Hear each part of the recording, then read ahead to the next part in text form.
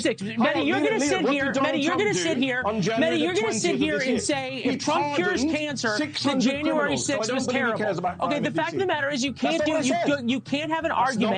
You can't have an argument about what's happening on the streets of D.C. without going back to January 6th. Welcome back, everyone. Dronetek here. Today's video features far left extremist Mehdi Hasan, who many of you probably saw recently on the Jubilee debates. But today he's going to invoke January 6th as a deflection from crime in D.C. and then instantly regret it. It's a bold strategy, Cotton. Let's see if it pays off for him. So let's put the National Guard aside. Let's put the National Guard aside. What's wrong with having?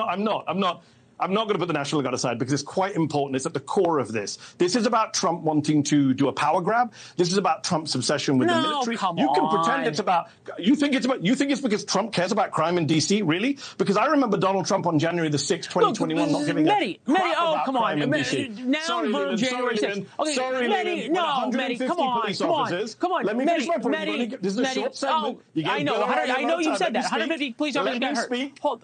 Hold on. You gave Bill O'Reilly a lot of time. Let me give an answer. I'm here for much shorter time. Let me speak. On January 6, 2021, you may want to move on for it. We all watched police officers in D.C. being attacked by a Trump-supporting mob, 150 injured, 600 people convicted. Mehdi, you're going to sit here. We know the statistics of January 6th. Mehdi, you're going to sit here. Mehdi, you're going to sit here. Mehdi, you're going to sit here and say if Trump cures cancer, then January 6th was terrible. Okay, the fact of the matter is you can't have an argument. You can't have an argument about what's happening on the streets of D.C. without going back to January 6th. Because it's about you won't talk about actually the crime. Donald Trump, Leland. No, it's not. It's about how to have people be safe. I said to you, Donald Trump doesn't care about crime in D.C. You said, yes, he does. And I said, I'm going to give you evidence to prove he doesn't. If he cared about crime in D.C., why did he pardon 600 people who assaulted police officers? You can't come and make this emotional claim. Oh, come on, Mehdi. You can't. You're talking about completely different things. You don't actually care about crime, then. You cannot talk about this. There's completely different things going on. Why? What do you mean either I care about crime or I don't? Where was the National Guard? Where was the National Guard on January 6th, 2021 come on. You can't do no. This is silly. This is absolutely silly, Mehdi. You can't do this. Why? No, because it has nothing to do with what's happening or what the arguments are right now. Okay? And you can't. No, it has nothing to do with it. Crime matters in D.C. The victims of crime matter in D.C. What about the cops in D.C.? And I'm the only person who died on January 6th was a Trump supporter, and you can't talk about what's happening on the streets right now. Let me know when you want me to speak. No, you can't talk about you cannot talk about this without talking about January 6th or anything else. You won't have an argument on the merits. You gotta love how the left and their media commemorate the very rare instances of right-wingers rioting, but memory hole all the much more prevalent left-wing riots. For example, the riot that occurred at the White House in May of 2020 that resulted in 60 injured Secret Service agents, but oddly, no charges. Why am I not surprised? Crime in DC is obviously bad, and it's been that way for quite a long time. So bad that at one point in the 90s, Joe Biden complained about having to speed through red lights because of carjackings. Driving home, my staff who lives here in the Hill reminded me, don't stop at a stoplight until I'm out of town. If I see a red light late at night, since there's very little traffic, slow up at the other block so I never come to a full stop except in the middle of the block because of carjackings.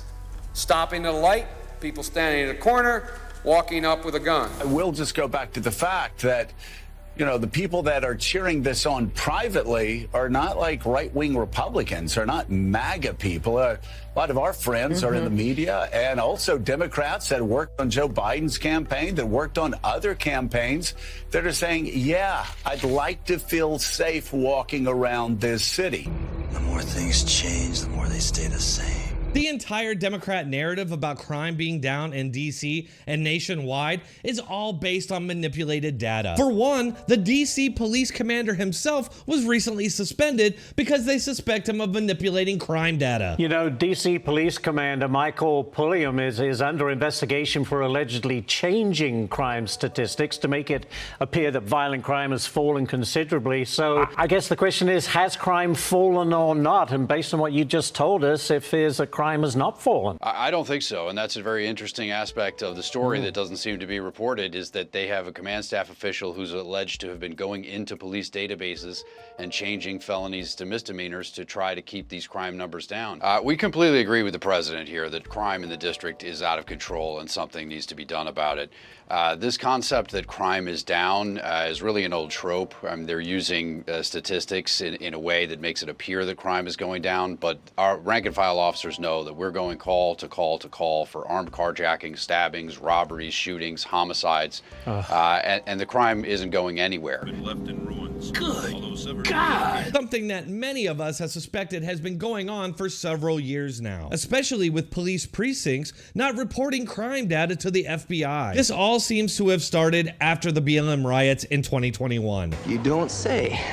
Beyond that, they're also not reporting the juvenile crime in DC, which apparently is one of the biggest issues there. What do you all think? Let me know in the comments, and if you're still here, might as well hit that like button and subscribe. I do post on a regular basis, so make sure to keep checking back for more. Thanks a lot.